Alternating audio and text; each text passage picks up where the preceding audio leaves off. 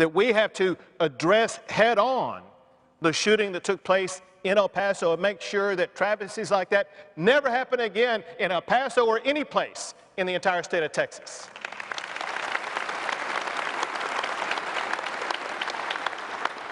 One thing that he talked about was Second Amendment rights, but also what led someone to drive 600 miles over to El Paso to do this.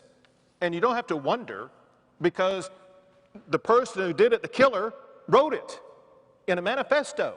He said in that manifesto that the reason why he made this attack is because of racism, because of hate, because of his desire to eliminate people from the face of the earth. This is an enraged killer. So we need to get to the root of that.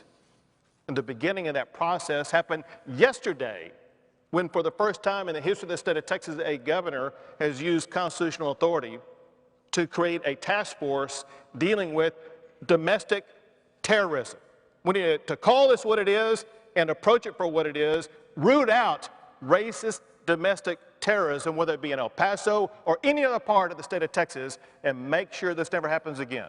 There's going to be multiple steps we take to achieve this goal. First is with this domestic terrorism task force that will be operating year-round, working on these challenges. In addition to that, I will be announcing next week the same process that we used in the aftermath of the shooting at the school in Santa Fe. We had 3 days of roundtables. We will have roundtables, or it may have another name to it, where we will be including all of the delegation of El Paso, as well as other leaders from across the state of Texas, where we will put every issue on the table.